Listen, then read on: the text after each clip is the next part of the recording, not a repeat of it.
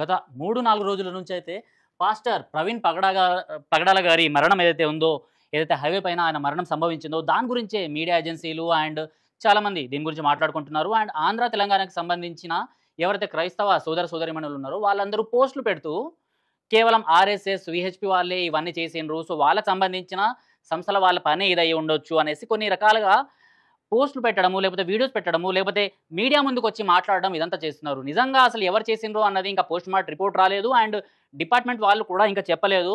ఏదో red car వచ్చేసింది, ఆ రెడ్ కారు క్రాస్ అయిన తర్వాత ఈ ప్రవీణ్ గారి బైక్ ఏదైతే ఉందో అక్కడ నుంచి ఒక రకమైన పొగ రావడం జరిగింది. సో ఆ పొగ చాటున అసలు ఏం జరిగింది, అసలు ఆయనకి ఆ వెహికల్ ఢీకొందా, లేకపోతే ఆ బ్యాలెన్స్ అదుపు తప్పి పడిపోయాడా అనేసి అయితే ఇక్కడ డిపార్ట్మెంట్ వాళ్ళు కూడా ఇంకా ఎంక్వైరీ చేయకముందు, దీని గురించి తెలుసుకోకముందే ఇక్కడ ఈ క్రైస్తవ మిషనరీలు అండ్ వాళ్ళకి సంబంధించిన పాస్టర్లు, వాళ్ళకి సంబంధించిన దైవజనులు అనేసి కొంతమంది కేవలం ఆర్ఎస్ఎస్ అండ్ విహెచ్పి పైనే ఇది చేసేస్తున్నారు. అండ్ దానికి తోడుగా సంచలనం కోసం కొంతమంది జర్నలిస్టులు దీన్ని సైడ్ ట్రాక్ చేస్తున్నారు. కేవలం హిందుత్వ సంస్థల వాళ్ళే ఇదంతా చేసి ఉన్నారు అండ్ ఈ ప్రవీణ్ పగడాల గారి మరణం పైన కేవలం ఈ సంస్థల్ని మాత్రమే నిందించవచ్చు అనేసి పాస్టర్లు అండ్ కొంతమంది జర్నలిస్టులు అయితే వాళ్ళ వీడియోల్లో ఇదంతా రిప్రజెంటేషన్ చేస్తున్నారు.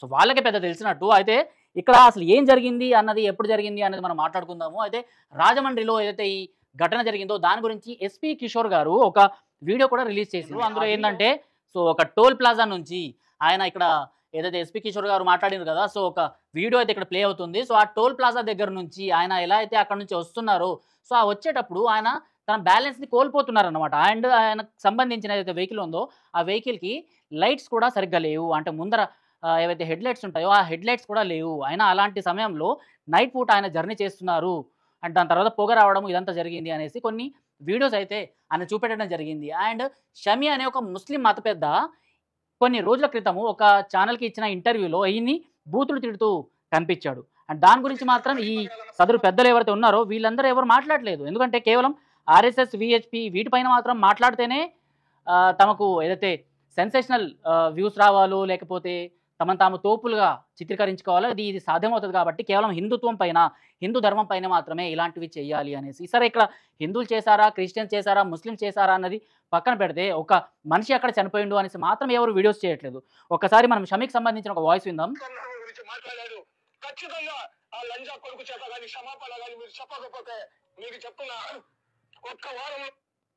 రైట్. సో ఆయన కనుక క్షమాపణ చెప్పకపోతే ఒక వారం రోజుల్లో ఏం చేయాలో మేము అది చేస్తాము అనేసి అయితే ఇక్కడ షమి అనే ఒక ముస్లిం మత పెద్ద ఈయనకి వార్నింగ్లు ఇవ్వడం జరిగింది. అది కూడా టీవీ ఛానల్కి ఇచ్చిన ఇంటర్వ్యూలో మాట్లాడడం జరిగింది. అసలు ఈ ముస్లిం మత పెద్ద ఎవరైతే ఈ ఫత్వా లాంటివి జారీ చేసిండో అసలు దానికి కారణం ఏంది అంటే శ్రీరాముల వారి పైన అండ్ ఇస్లాం పైన ఈయన చేసిన కొన్ని కామెంట్స్.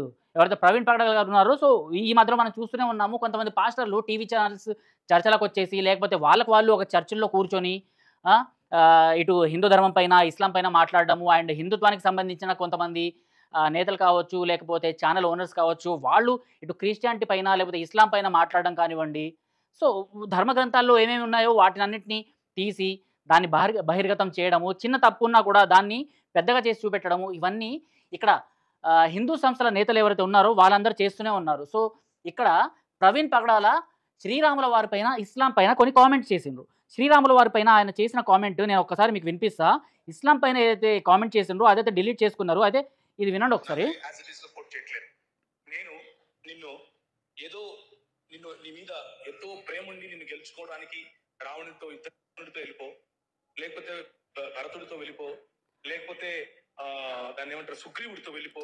ఇది శ్రీరాముల వారి పైన అండ్ సీతమ్మ తల్లి పైన ఈయన చేసిన వ్యాఖ్యలు. ఇందులో ఏంటంటే శ్రీరాముల వారు ఎప్పుడైతే సీతమ్మని లంక నుంచి తీసుకొస్తారో, లంక నుంచి తీసుకొచ్చిన తర్వాత నేను ఇదంతా చేసింది నా యొక్క రాజ్యం కోసము, నేను ఒక రాజును అనేసి నా క్షత్రియ ధర్మాన్ని మాత్రమే నిర్వర్తించాను, నీకు మొగుళ్లాగా ఇదంతా చేయలేదు అనేసి ఇలాంటి భాషని యూజ్ చేసుకుంటూ, నీకు కావాలంటే నిన్ను ఇక్కడ నుంచి విడిపించాను కాబట్టి నువ్వు లక్ష్మణ్తో వెళ్ళిపోవచ్చు, లేకపోతే సుగ్రీవుడితో వెళ్ళిపోవచ్చు, సుగ్రీవుడిని ఆయన జంతువు అనేసి పోల్చడము, లేకపోతే విభీషణుడు రాక్షసుడితో వెళ్ళిపో అనేసి చెప్పడము, అక్కడ ఇవన్నీ ఏవైతే క్యారెక్టర్స్ ఉన్నాయో వాటిని తీసుకొచ్చేసి ఇలా అంటే యూజ్ చేయని లాంగ్వేజ్లో ఈయన ఇదంతా యూజ్ చేస్తూ మాట్లాడడం జరిగింది. సరే, శ్రీరాముల వారి పైన ఆయన ఏదైతే మాట్లాడిండో దానికైతే ఈయన పైన పెద్దగా ఎవరేం మాట్లాడలేదు. ఎందుకంటే హిందూ ధర్మం పైన ఏదైనా మాట్లాడితే హిందువులు ముందుకొచ్చి మాట్లాడరు. సదరు హిందూ సంస్థల నేతలు ఎవరైతే ఉన్నారో, యూట్యూబ్ ఛానల్స్ అధినేతలు, వాళ్ళు మాత్రమే ముందుకు వస్తారు.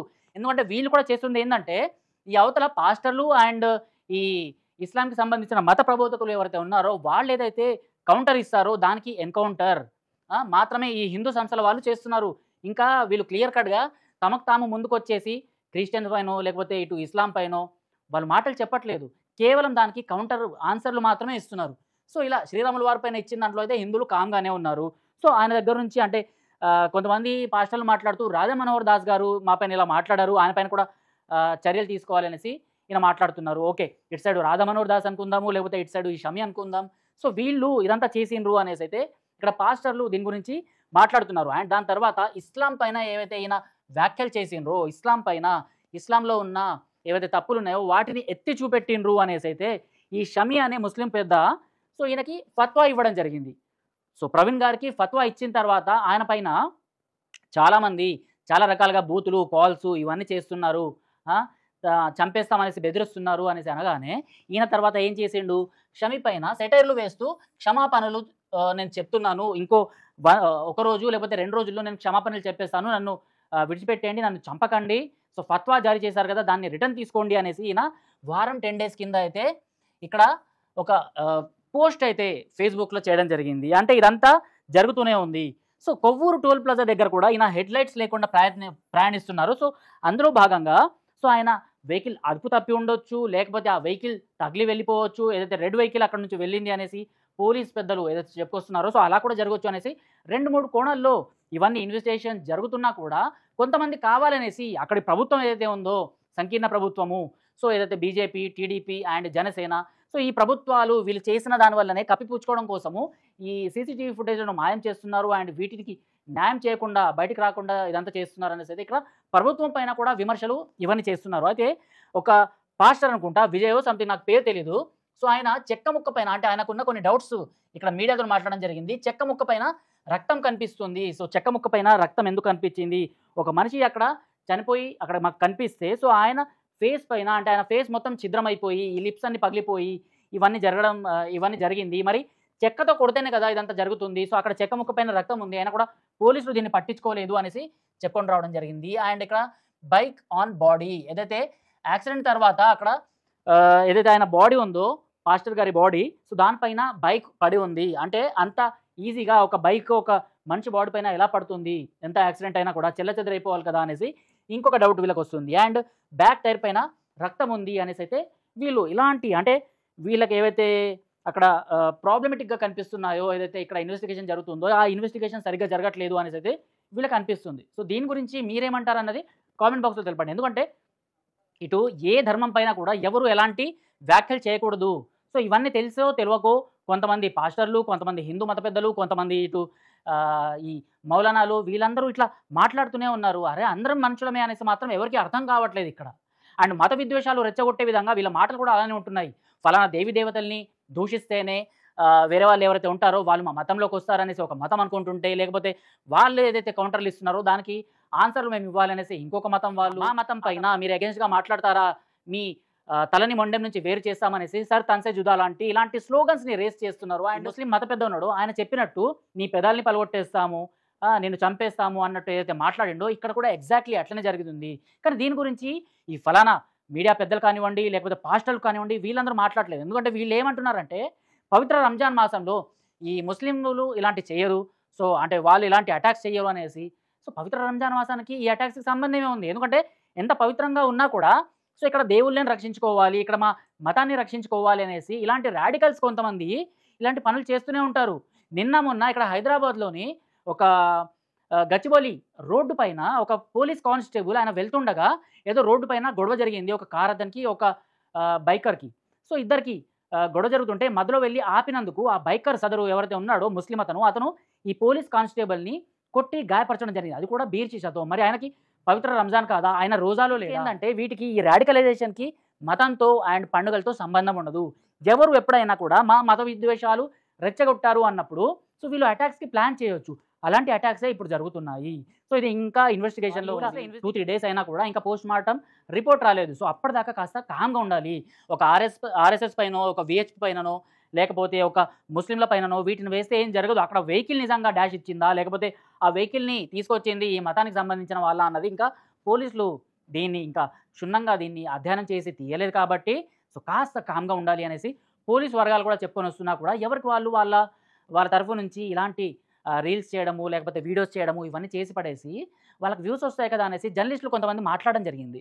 సో హిందూ దేవతల పైన ఈయన ఇప్పుడు ఏదైతే మాట్లాడిన మాటలే ఇంతకుముందు కూడా కత్తి మహేష్ అనేసి లేకపోతే 7 కొండల్ని 5 కొండలు చేస్తామనేసి వైఎస్ రాజశేఖర రెడ్డి గారు కావచ్చు, ఇలాంటివన్నీ మాట్లాడినప్పుడు కూడా ఇలాంటి మరణాలే సంభవించినాయి. సో ఇవన్నీ కూడా ఇలాంటి మరణాలే అనేసి అయితే సోషల్ మీడియాలో ఇంకొక ఊహాగానం అయితే మనకు కనిపిస్తుంది. అంటే అక్కడ పొగ రావటము అండ్ ఈయన చనిపోవటము, దానికన్నా ముందే శ్రీరాముల వారిపైన సీతమ్మ పైన ఈయన ఇలాంటి మాటలు చేయడము, అంతకన్నా ముందే ఇస్లాం పైన ఇలాంటి మాటలు చేయడము, ఇదంతా కూడా దైవ నిర్ణయము అనే హిందూ సోదరులు వీటి గురించి మాట్లాడుకుంటున్నారు. అండ్ ఇస్లాంకి అగేన్స్ట్గా కూడా ఇలాంటి మాటలు మాట్లాడరు కాబట్టి సో ఇదంతా అదే అనేసి ఏ మతానికి ఆ మతం దీన్ని సరి చేసుకుంటుంది. అండ్ అందులో ఇంకోటి ఏంటంటే ఈయన మూడవ క్వశ్చన్ ఏంటంటే క్రిస్టియన్ పాస్టర్ల పైన కూడా ఇటీవల కొన్ని వీడియోలు చేసిండ్రు అనేసి. సో క్రిస్టియన్ పాస్టర్లు ఎలా అయితే ఈ దశమ భాగం గురించి లేకపోతే పాస్టర్లు ఎలా అయితే కొట్లాడుకుంటున్నారో దాన్ని ఎక్స్పోజ్ చేసిండ్రు అనేసి కొంతమంది పాస్టర్లు ఈయనకి అగెన్స్ట్గా వీడియోస్ చేయడం ఇవన్నీ కూడా సో ఈయనలో ఒక భయాందోళన ఇలాంటివన్నీ తీసుకురావడం జరిగింది అనేసి. సో వీళ్ళ ప్రమేయం కూడా ఉండొచ్చు అనేసి అయితే సోషల్ మీడియాలో ఇంకొక వర్గం దీని గురించి మాట్లాడుకుంటుంది. సో ఇది అసలు ప్రవీణ్ పగడాల మృతి పైన ఎవరేం మాట్లాడుకుంటున్నారు అనేసి మన టాపిక్. సో ఈ వీడియో పైన మీరు ఏమైనా కామెంట్ చేయాలనుకుంటే కామెంట్ చేయొచ్చు. టిల్ దెన్ జై హింద్, జై భారత్.